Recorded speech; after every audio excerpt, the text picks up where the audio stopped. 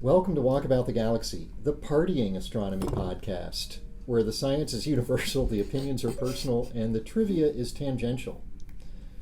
You'll see. Mm-hmm. We are Strange, Charm, and Up, the Astrocorks, also known as Josh Caldwell. Addie Dove.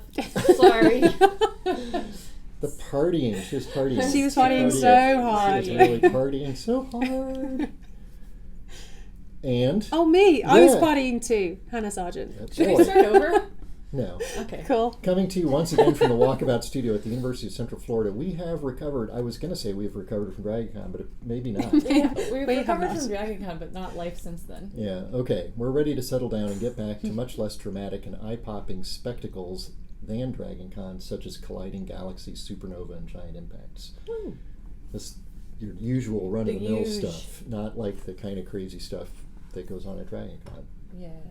DragonCon made kind of an impression on me, I have to say. A good impression? Yeah. Okay. Yeah. Because it's very possible to make an impression and you're like, ooh. Yeah. Yeah. Yeah. One of the things I thought was sort of hilarious about my own impression of it, or my own naivete, there's lots of people walking around in dinosaur Yeah. costumes. It took me a long time to realize that those were dinosaurs and not dragons. I thought you were Only about to say. because I'm at DragonCon, You just and they're assumed in they're these gonna sort be of dragons. They're reptilian those T-Rex things. ones, They're generally. T-Rex. They're big inflated T-Rex things, which I found hilarious. I thought you were You've about to. not seen those I thought you were before? going to say you were surprised to find that there were people inside them. No. I know. I was just like, oh, there's some more of those dragons. And one of you, I think, said, no, those are dinosaurs. And I'm like, oh, yeah, yeah. of course they are. They are T-Rexes, and they don't have wings or anything like Yeah, that. But yeah. since we were at DragonCon and they were reptiles. Yeah. For the most part, so those, I mean, the T-Rexes have been around a long time, but apparently you can get custom materials now and like Yes. colors because there were a many lot of them. Yeah. that were the Marriott carpet. The former Marriott carpet. Well, yeah, the yes. the Marriott, the canonical The Marriott canonical carpet. Marriott carpet of DragonCon. Anyway, it was a lot of fun. But now we're back to our usual The carpet here is much less exciting. astrophysical stuff. This carpet would not make a very, although a somewhat more realistic dinosaur skin. That's true. Yeah. Mhm. Remember to subscribe to us on all platforms, including YouTube, Facebook, Twitter, and Instagram. And on YouTube, you can see our DragonCon episode, Yeah. as well as a Can Q&A. Yes. Oh, okay. As well as the Q&A, which you have to go all the way to the end to see one of these dinosaur/dragon outfits of the Q&A on YouTube. Exciting. Our YouTube videos also feature chapter breaks, so you can skip past the Q&A if you Go want. right to the carpet dinosaur. Yes, you The can party contact section. us anytime at wtg@ucf.edu and order a Walkabout t-shirt and support STEM education. Our Stumper today, we have a little bit of a theme. Our Stumper today is Royal or Colonial. Okay. Because Queenie. Yes. Poor Queenie. So the Stumper is the Royal Astronomical Society RAS. or the American Astronomical Society, AAS. aka the Colonial Astronomical Society. Is there like a? I'm sure there's other astronomical societies like in Africa. I'm or sure Australia. these are the only two in the whole world. Okay. These are the only two astronomical societies in the whole world. That I mean, I only knew really of the one that The RAS? the RAS. Really? Well, I know that others exist, but I've never Yeah. I made thought a point only to think Americans about it. were so... Insular. Yes. I'm perfect insular word. when it comes to astronomical societies, apparently. Apparently, Yeah. apparently are. So you're going with the RAS? Well, yeah. Also, because I've been to the RAS, and it's really I like the It's a place? yes, Yeah, like a headquarters probably. yeah, and the headquarters. It's this place called Burlington House, and it's like this courtyard, and it has other other societies like learned societies, so like the Chemical Society and Royal, Is and all it these in- other things. In London. Yes, It's possible I've been to that house. Yeah. When I was at a Cassini meeting in London, and we probably. went somewhere, and I saw some really cool old astronomy books That sounds about the about right. like the place. Yeah, That was pretty cool. Sounds fun. yeah. How about you, Addie? I mean, I guess I don't know as much. You're piquing my interest, but I About don't the know as RAS. much about the RAS, so I'm Yeah. gonna go with Tell me the about- AAS. Have you been to the AAS? I have been to AAS headquarters in Washington Have you? D.C. Okay, yeah. cool. Yeah. 'Cause I did a congressional visits day one time, and it was run partially through AAS. And Yeah. Have you been to a AAS meeting? I've been to a AAS meeting when I was an undergrad, and I've been to DPS, which is part of AAS, Right. in grad school and adulthood. Yeah. Post-grad. Is it You like were a an child in grad school. is it an old building? Is it like a new shiny? They're in a newish, shiny-ish building in Yeah. DC. Yeah. All those letters have journals and meetings that are central parts of professional astronomers' lives. And the monthly notices of the Royal Astronomical Society is the MNRAS Yep. Minras. is a fun thing to say. Okay. I don't know. And their results are frequently featured on this Yeah. podcast. Yeah. And they funded me to go to various conferences, so Oh, that's they are my nice. friends. They are Yes. your friends. Yes. Well, today we'll talk about imminent supernova, not the band. I think that's a great band name. Or But we're not- album cover. We're not Or talking about the album band, title. though. We're talking about imminent supernova, new tests of general relativity, of course. DART, stuff on Mars. But first, this episode of Walkabout the Galaxy is brought to you by the weak equivalence principle.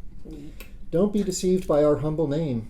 The weak equivalence principle is the founding bedrock of strong equivalence and Einstein equivalence and our understanding of gravity, asserted in the 6th century and demonstrated by dropping balls since the late 16th We're century. so good at that. The weak equivalence principle will keep you and all your belongings, regardless of their mass or other properties, moving along the same vacuum world lines in any gravitational field.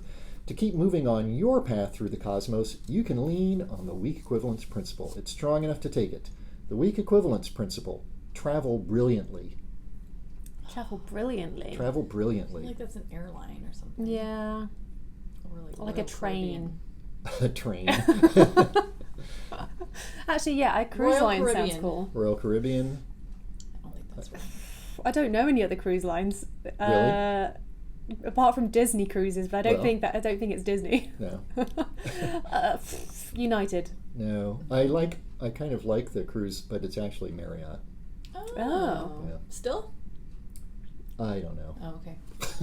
I had a thought. Was your trivia, was this week's sponsor, did they also sponsor a question on Jeopardy this week? Wasn't there No. controversy They did, I think. They on did? Jeopardy? Yeah, Oh. there was a question about there was a question that was weak equivalence principle and gravity on Jeopardy this week. I know there was a question where gravity was the answer, Yeah, or I rather, think what it was is something gravity was about- the answer. I think it was a It was question. about the weakest force, Oh, maybe that that's doing what it something was. or other. Okay. Yeah, I remember Anyway. that one. There was also a question this week on Jeopardy where DragonCon was There Really? part There of the was. clue. Yeah, yes. it was a bunch of cons. DragonCon made became did. a big thing in 2003 with somebody from Buffy/Angel. Yeah. Yeah. And then it was, but there was also a question, that one of the daily doubles was about, the answer was asteroids, I believe. Yes. It was an exciting week this week. Yeah. First, the new season of Jeopardy has started. Yeah. Speaking of nerds, Yeah. Uh-huh. there's a show that's been out for a few years, a series, and I guess the new 3rd season has started. That's another adaptation of The War of the Worlds by H.G. Wells. This seems to be a very loose adaptation. Is this the one that's like French? Or, Yes. Yeah, we started watching that. Yes, it's Franco-Anglais, Okay. I believe. Yeah. And for some reason, there's a sort of sound associated with the aliens, I guess for dramatic effect, with their equipment that's devastating. And it turns out that sound emanates from the walls of my office periodically. And it, I swear, is the exact same. Oh no, that means They're you're going to here. have brain damage. They are I here. will drop dead from an exploding brain Yeah. at any moment. We only watched the first episode, but there's something That- with, yes, it makes your that brain sound. so bad. That is the sound, and I heard it. I hear it. It's from, anyway. Wow. Okay, let's talk- Maybe that explains some things. Okay. You can use it as an excuse for things, at least. Another thing that's going to go boom soon is going to go boom not on the Earth, but on a little tiny itty bitty It's gonna go- cute little baby asteroid. It's gonna go. I think that we had the same sound. Yeah. effect. It's not really gonna go boom. Partly because it's in space. No Yeah, sound. no sound. So I've heard. And also, it's a pretty small little. Yeah, it's a there's no fuel on board. So this is DART. DART spacecraft. Yes, we should say what we're talking about. The double asteroid redirection test. Which DART. always makes me think of like when you're a kid and you say like, I don't know, the double asteroid always makes me think of like, well, double dog. You're right. It's a Double double dog. asteroid on you. Yeah. Anyway. So DART is heading to a asteroid binary, and I think we've talked about DART on the podcast before. We have. We probably talked about it shortly after the launch. Yeah, and so now we're getting pretty close to impact. So this is a double asteroid system that it has a very normal orbit, Yeah.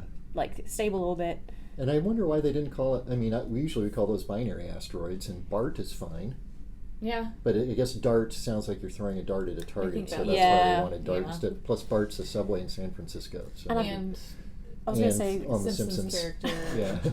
Yeah. the acronym game for this mission is pretty sweet, actually. Let's hear it. So on board DART. So DART is the main spacecraft, which is going to be heading straight into one of these asteroids. Mm-hmm. And on board it has a camera called Draco. So that is quite a sci-fi kind of theme that you're going to be into. Yeah. And then they have, I loved it, I watched a video of it, they have like this little like CubeSat payload almost like in its pocket, and then it just kind of like launches it outside To take the pictures. to take pictures. Yeah, and that's Cube. Licia Cube and What's it called? Licia, Licia, which is an acronym for Light Italian CubeSat for imaging asteroids. And so it's a little Italian CubeSat, and it's going to be taking pictures. Cute little CubeSat on its way. Cute little asteroid. And it has 2 optical cameras called Luke and Leia, Oh wow. which are actually acronyms. Oh god. The Licia Cube Unit Key Explorer and the stretch. Licia Cube Explorer Imaging for Asteroid. Yeah. Okay. But I like that there are the Luke, Leia, and Draco Nice. cameras heading to. Yeah, and so several years ago there was the mission Deep Impact that was sort of the upside down version of this. A big old spacecraft that dropped off a little thing to run into a comet. Now it's the whole spacecraft that's smacking into the thing, and it just dropped off the little necessary bits to take pictures of what's going to happen. Yeah, and they're hoping, if they've done their math right, that it will adjust the orbital period of this binary asteroid system by like a few minutes. So, and if they can measure that change in orbital period with their either with this CubeSat or from Earth, then it will kind of be a success. I think that I Most was of the imaging supposing is that those Earth-based. measurements will all come from Earth. So, like in some sense, this is a space mission where the primary instruments are actually still on the Earth. Yeah. And so we did that similarly with Deep Impact, the spacecraft, not the movie. There was a lot of Earth-based imaging of the impact on of the thing after, but the main spacecraft still had did imaging. all this that's true. main science. Like the main science things were still like, we're going to take a close look at this comet, and part of what we're going to do is put a hole in it, kind of like the Japanese missions have done with some of these asteroids, like blast them or poke them or do something and see what goes on. Yeah. This is a little bit the other way around. So when is that impact happening, Hannah? September 26th. Nice. Yes. Okay. 10 days from when we're Exciting. recording this. Yeah, it'll be. I think it's interesting. So this mission came about. We probably talked about it a long time ago because there was there was a bunch of types of missions that were conceived back when we were really a little bit more asteroid focused, and that have been conceived for like planetary defense type purposes. And so one is sort of this like, can you hit an asteroid to I do hear it. Yeah. It's weird. The War of the Worlds sound is Exactly happening right what it is. now. Oh God, our brains are all going to explode. It'll be caught on camera at least. Yeah. Logan edited it well. Yes. Asteroids. So like one way for planetary defense is you hit an asteroid with something and it breaks it up, for instance, or it redirects it a little bit. So like here we're just hitting the moon and we're gonna change its spin a little bit and see how that. But the idea We're hitting the moon. Yeah. The moon of the asteroid. The moon of the asteroid. Yeah. Diddy Moon. I It refuse has to a say name the now. name they Is gave it. Yeah. I just like Diddy Moon better. Okay. Oh, okay. There's is it Diddy Moss? No, Diddy Moss is the main one, and Diddy Morphos is the moon. Oh. Diddy. Diddy Moon. Anyway. But there was also that like back when a lot of these were sort of originally proposed, there was also some that were like capturing asteroids. So like you put a big bag around an asteroid and like drag it back into orbit to study, and so. This one has survived and has launched. Idea for planetary defense with an asteroid is just paint one side of it. Yeah. So you just like throw a paint gun at it and blast one side and change its reflectivity. Paint it white. Yeah, and then let differential radiation forces To change alter physics do it work. I mean, that's a the pretty orbit. slow process. It is, but But this also thing. it's like hitting it with a Yeah. spacecraft. Like Here- usually the relative mass, you only make a tiny. Yeah, here we're hitting a little tiny baby thing that is not something that actually is of an impact concern. And even if we're on a direct collision course with us, I don't think that moon would be a real safety concern. Yeah. And we're smacking a whole big spacecraft into it, and it's going to barely budge it. So you have to do any of these things way in advance Yeah. because you're making the tiniest little angular deflection, but the asteroid is like, if it's a bullet aimed at the Earth from very far away, the Earth is a super small target, so it doesn't take much of a deflection to that aim to make you miss it. Yeah. The key is you have to really know What its aim is. And, Like, yeah. is it really pointed right at the Earth, or is it just sort of in your general direction? Because then tweaking it We may just all actually make jump it at the worse. same time Make it and worse yeah. or something, you know. So yeah.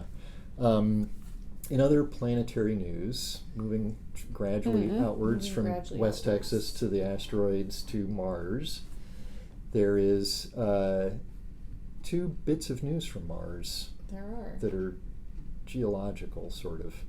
They're There's one that's Mars geological. spacecraft observation geological. Yeah. And they're both from Curiosity, right? The first big rover. Yeah, which is fun. When I saw these new articles, I assumed at first that they were from Perseverance, but Right. it's fun. that Still they're going from strong. Curiosity. So the first one is about rocks on Mars and water on Mars. Crazy. Sort of. Not really.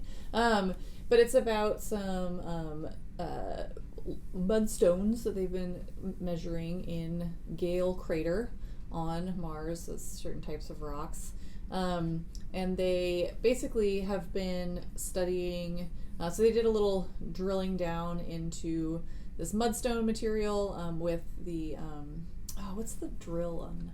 Anyway, I forget what the drill on Curiosity is called, but it has a clever name also. Obi-Wan Kenobi. No. It's a good drill. But anyway, so they found an interesting mineral called tridymite.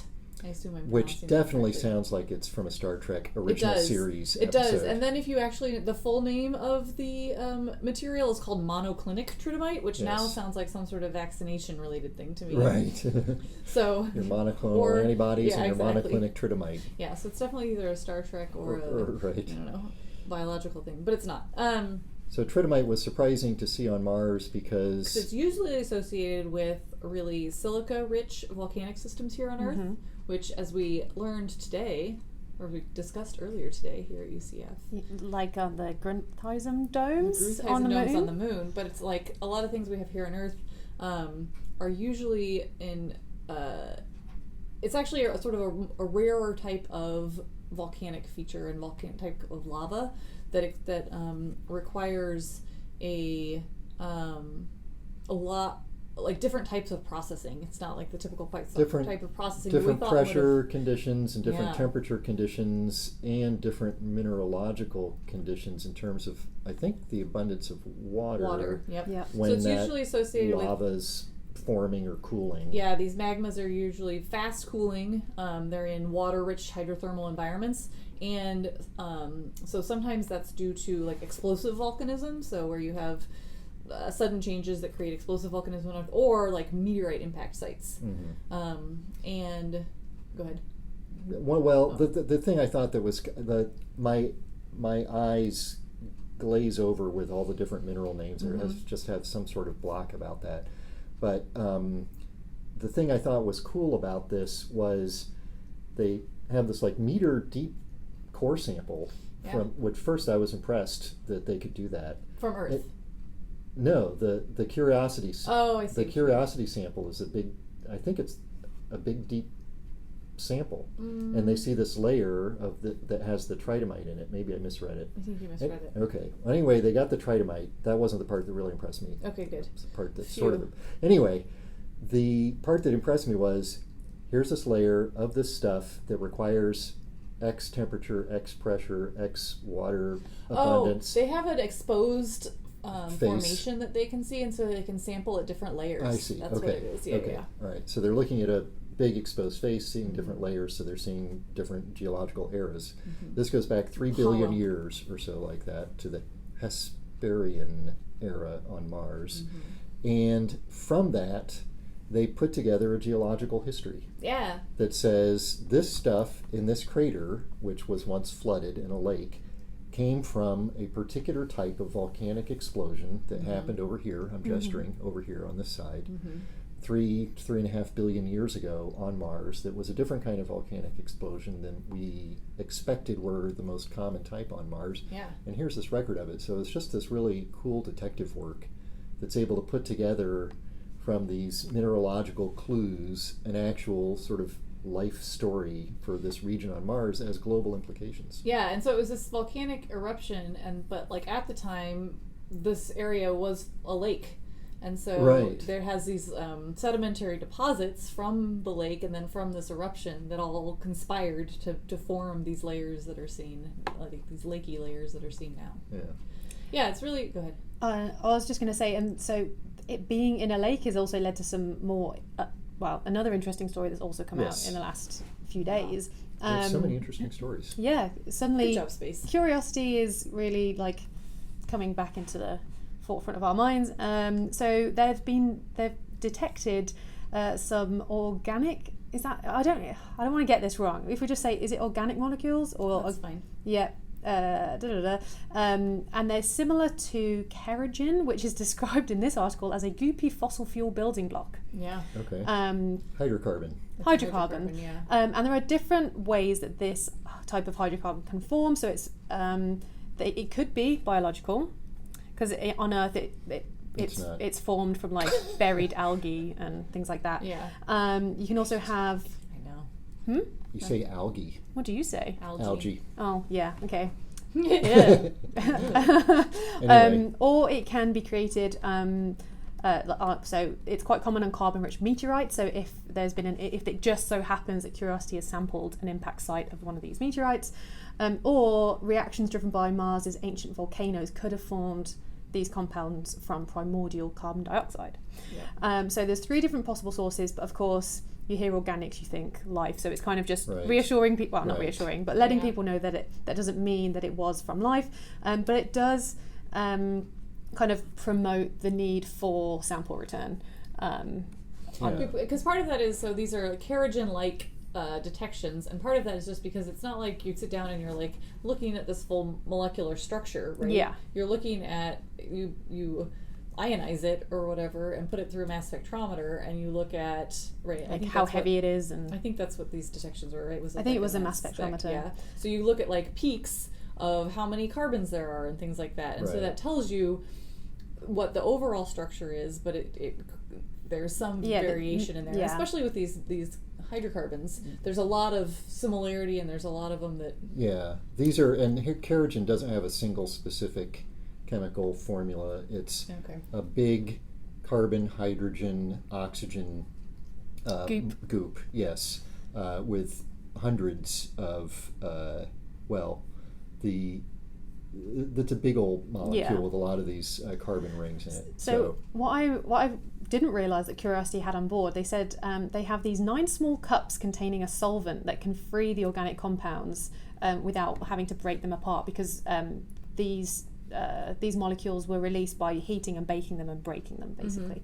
But they've not been able to use these on their sample yet. Well, because the drill that they were using actually broke on Curiosity for quite a while, and it only kind of got back working again earlier this year.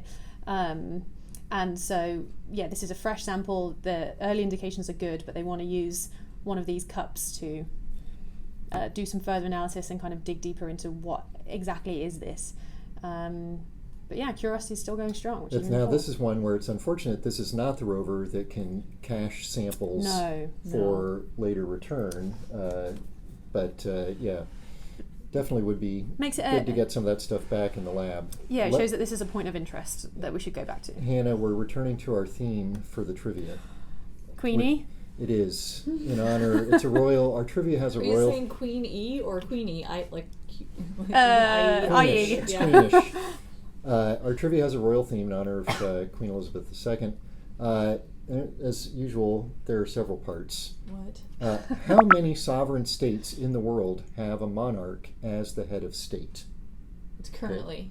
At this moment, Okay. as of today, September 16th, 2022. In the And year this of our does Lord. include, in your count, places such as, for example, New Zealand. King Charles III now is the head of state of New Zealand, even though we don't think of New Zealand as a monarchy. Okay? Yeah. But it is a sovereign state, and the head of state is a monarch. Yeah. Okay? That's your first question. Okay. And what type of monarchy is it? It's a parliamentary monarchy, which means a non-monarchy monarchy, right? I mean, I don't understand most of any of that. Because I don't know. Sometimes they royals are play a part in the. I'll tell you that Okay. That's why I'm telling you this. Okay. New Zealand, for example, is Counts. still got the English monarch as the head of state. Barbados recently got out Liberated of that themselves. and said no more, and so King Charles or Queen Elizabeth was sort of officially said no, thank you, we're not part of this. So your question is, that's what you got to ask. That's why it's a question, Yeah. right? If you knew the answer, I wouldn't have this be the question. You're not answering it right now. The second Yes, part of Dad. the question is going to be, how many of those are actual absolute monarchies? As in with power and stuff. Yes, where the monarch is the person who's actually running the show. And can you name any of them?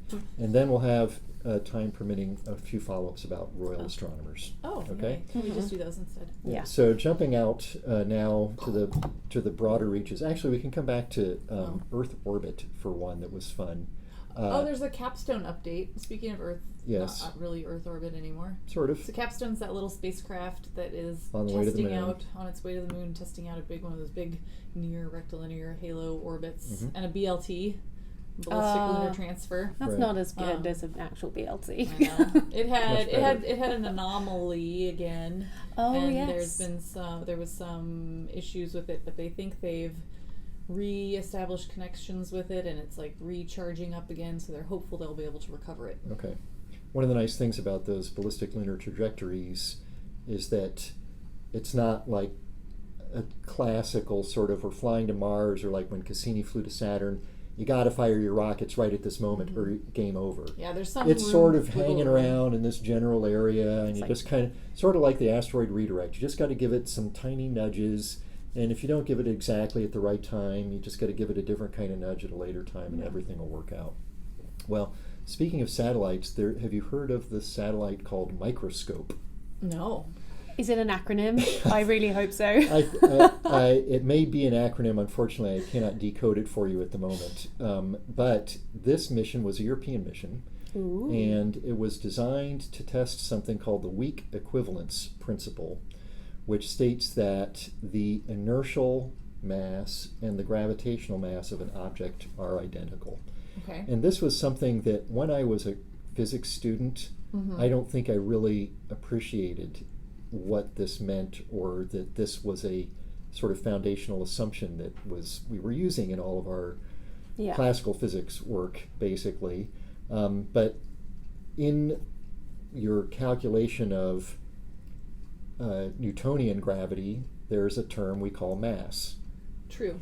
And then in things that don't have anything to do with gravity, when you're describing how something moves around, there's something called inertia, which is how hard it is to make something move, by whatever force, if pushing on it or electromagnetic force or whatever, that we also call mass. But that one is They're defined differently. That's representing the inertia of the object, its resistance to having its state of motion changed. And the other one is some property that says, how strongly does gravity act on this thing? Yeah. So they're both called mass, and it seems that they're equal, but there's 'cause nothing in our that mind we says inherently that they have to be equal, right? Yeah. So since we've been testing this stuff, they've seemed to be equal to more and more zeros after the decimal point. And the microscope mission did the most precise test to date by having two spheres, one of titanium and one of platinum. Okay. And then another pair that were both platinum. Okay. In a spacecraft orbiting the Earth, and they're all in free fall, basically, following their vacuum world lines, as our sponsor would have us know. And they basically said we can very, very precisely measure the force required to keep these two spheres, platinum and titanium, at a certain distance apart, relationship to each other, to a very, very, very high precision. And the smaller that force is, the smaller the possible difference there is between their gravitational mass and their inertial mass, because they have different masses. Okay? And it turns out they couldn't see a difference, which increased. So they're the same? They're the same now to 15, 10 to the minus 15 zeros after the decimal point, or 14 zeros and then the 1. At what point do you... Which is 100 times better than what it's been, and the prospects for getting much better than that are slim to terrible for the next many years. Yeah, I was going to say, is it... At what point do you say, okay, pat yourself on the back and we're done? I was going to... Well, now. Yeah. Yeah, at what point do you stop Continues. investing money on missions to answer that question versus other questions?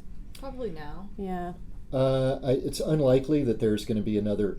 First, as far as space missions go, I don't know what the budget is, but it's pretty basic. Yeah, it's there's- it's Earth orbit. There's not a CubeSat, Okay. but it's you're orbiting for a long, you have it up there for years, and you just have some very sensitive instrument on board that can measure this force.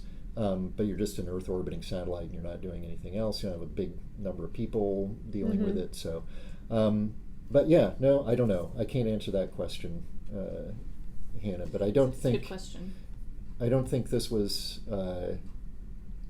I don't think Microscope 2 is imminently on the horizon. Is microscope an acronym? It's in all capitals, and I really want wanna it to be an know if it's acronym. I want it to be an acronym too, and I think it is, but I don't know what it stands for. Okay. That'll be the trivia for no, it won't.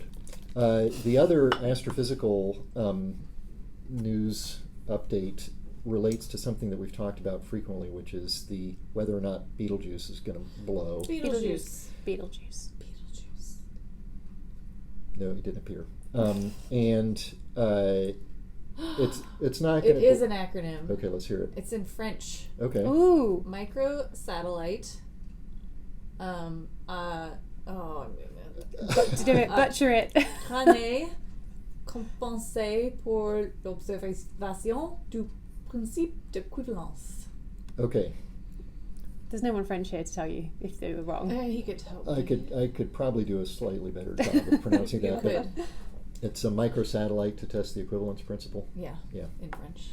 What What does compenser mean? compensation. Okay. Maybe it has a more subtle. There's a more subtle Yeah. idiomatic translation that I don't know.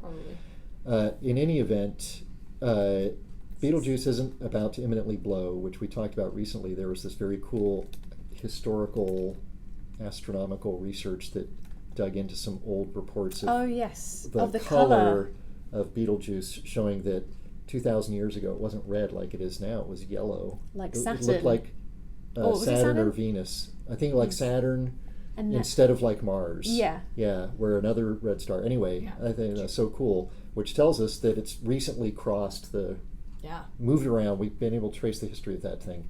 And so it's not going to blow, but we would like to be able to see a star and say, hey, guess what? The star is going to blow in our lifetimes, and so everybody can keep their eye out for it. Yeah. And so there's a new paper that analyzed recent supernovas and some where there were some observations of what they looked like before, and they were able to sort of say what the appearance of a red supergiant looks like at the point of when its core actually collapses, which is what gives you that big bang, and then the beautiful increase in brightness of everything that we see after that. And of course, the star is dying for a while before that a final while step. being Many, many years.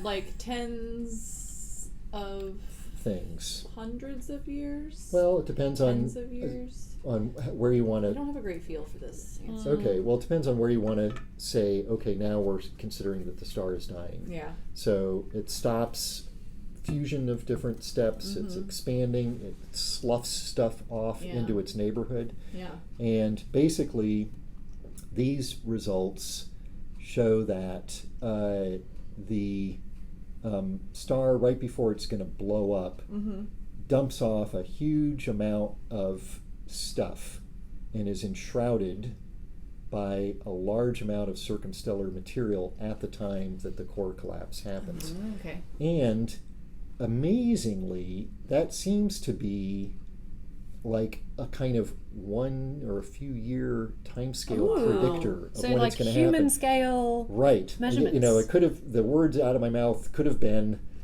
then it means it's going to blow up within 1,000 years or something like Yeah. that. But no, it looks like that means it's going to blow up within years. Oh. Which So is we pretty can start cool. focusing So telescopes. if we and see things. those spectral signatures that... Is it a like really distinct spectral signature? How does it not look? Doesn't it not get confused with like a protoplanetary disk or anything like that?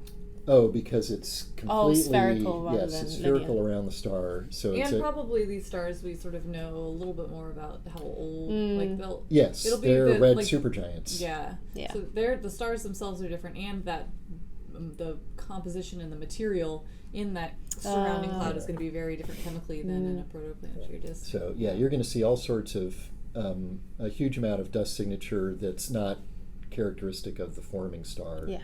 but of the dying star. Cool. So that's pretty cool.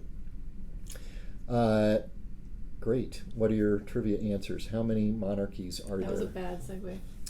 Oh man, but I You were had so doing many so good well ones earlier. before. Yeah, you've stumped yourself. How many? How many monarchs? How many monarchies? Not different monarchs, because as we know, for Monarchies, example, yes. That's the next how many question. sovereign states is the question really? Have a monarch as the head of state? I don't even know the right order of magnitude for this. Well, you know how many countries there are in 20. the world. Do I? Like Should. 200 plus. Yeah. Hannah says 20. 40. 43. Whoa. Yeah. How many of those are like real monarchies, absolute monarchies, and can you name any one that's an actual absolute monarchy? First, how many? 12. I should just double it what you say. I feel like it's going to be much lower. And I feel like England still has a bunch. 20.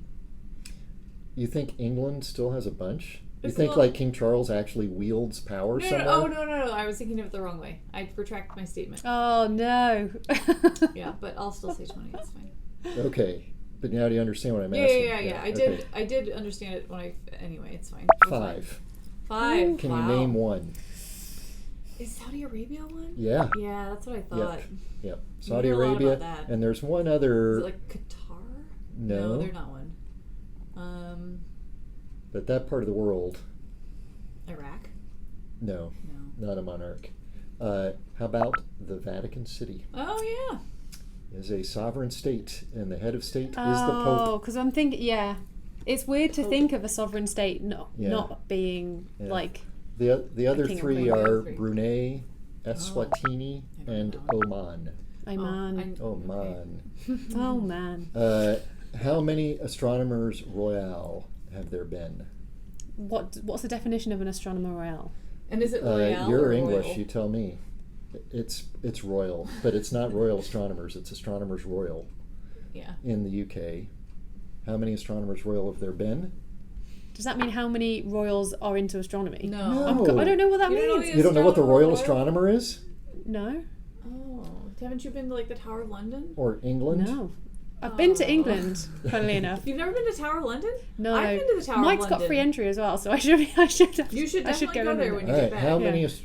You know what I mean. Can you? with No. astronomers. Tell me what. What is it? There's What's like the the- definition? There's royal a person who's the astronomers, royal like, astronomer, is what an was his honorary last- member of the. Is now currently an honorary member of the royal household. Used to be, until 1972, the person who was also the director of the Royal Observatory at Greenwich.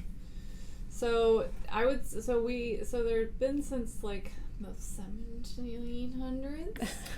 I was going to ask you, but I'm, for the sake of our listeners, not going to ask you this question. 50. It started in 1675. Was the first astronomer royal was Flamsteed, Ah, yeah, that's right. So 50. and Halley was one. Ooh. You've heard of him, right? Yes. Okay. I'm in trouble Guess today. the You number. are. Just a number. Yeah. How many have there been since 1675? Sorry. 15. You're exactly right. Oh, you Yeah, did a she lot was better just than me. fishing us in. Do they do it for a long time? What Like- is the stipend of the There's royal not astronomer? one. Is it just like room and board? That's worse. Oh God. Is it just room? Is it free membership to the RAS? That's £100. I don't know if that's enough to buy your 100 pounds of membership what? of 100 pounds of what? the British pound sterling. £100. No, like a month? No, a year. That won't pay for your train ticket to the Yeah. telescope. Yes. I think it don't quit your day job Yeah. if you're the astronomer royal. Who's the current astronomer royal? Martin Martin Rees. Rees. Okay. Yes. Finally, which of the following also have their own astronomer royal? Scotland, Ireland, Wales, and the Netherlands. Netherlands. Ireland. Scotland. Good job, us. Ireland did, but has not for a little over 100 years. Flamsteed, Halley, Bradley, James Bradley. That sounds familiar. While it may have felt like waiting for Josh to figure out that supernova issue, it was just another episode of Walkabout the Galaxy. Give us 5 stars. Maybe they'll explode if they're shrouded in a heavy layer of dust. And we'll give you the universe. Be sure to follow us on Facebook and Instagram to get all our updates, and check out our website at walkaboutthegalaxy.com. Subscribe to our YouTube channel and catch up on old episodes wherever you get your podcasts. Follow us on Twitter At walk_the_galaxy. and ask us questions anywhere using hashtag AskWTG, or just send us an email at wtg@ucf.edu. That seems to work better. Our theme music was composed by Richard Jerusik. Production assistance is provided by Logan Basinger. Thanks to our listeners in Scotland and around the world. Stay safe. I'm Josh Caldwell. I'm Maddie Dove. And I'm Hannah Sargent. We're the Astrocork, signing off until the next episode of Walkabout the Galaxy. Did you just go nailed it? We like did it. celebrated. Take 2. We did it at the Celebrated beginning of the getting the episode, so names look right. at us go Yeah. now. Nailed it.